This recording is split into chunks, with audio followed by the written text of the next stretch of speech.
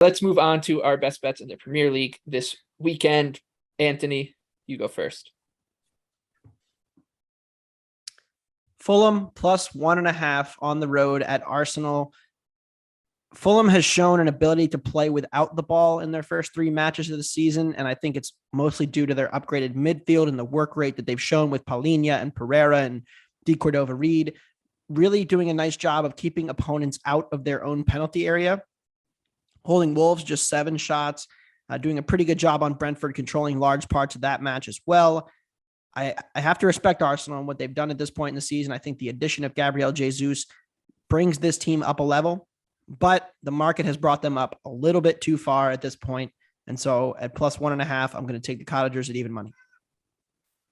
I'm going with West Ham plus 220 on the road against Aston Villa. Over their last 20 Premier League matches, Aston Villa 6 wins, 4 draws, 10 losses.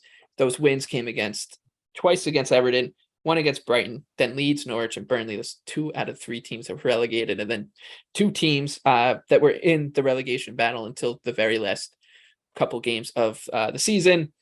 West Ham, no wins, no goals on the year yet, but we know that they're coming. Like, we know that this team can score. They're pretty good going forward, and while they do have their warts defensively, Aston Villa is not a robust offensive attack, so I don't think that they'll be able to take advantage of this leaky defense, and I think you're getting a pretty good number on a team that I think is better than Aston Villa. West Ham plus 220 on the road. BJ, close us out.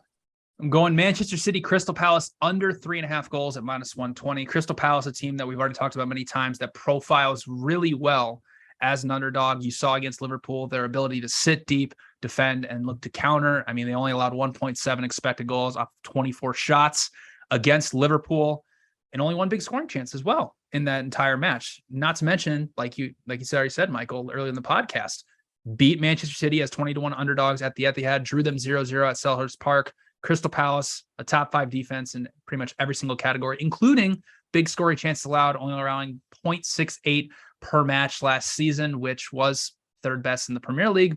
And also the Manchester City-Newcastle match that got chaotic and ended up 3-3. It's a good example of not overreacting to one match. I don't think City's going to suddenly just become this over team and this team that doesn't try to just control possession like they did last season when they were number 1 in the Premier League in terms of 10-plus pass sequences, sequence time, and had the lowest direct speed of anybody in the league. So I only have 2.5 goals projected for this match, so I like the under 3.5 goals at minus 120.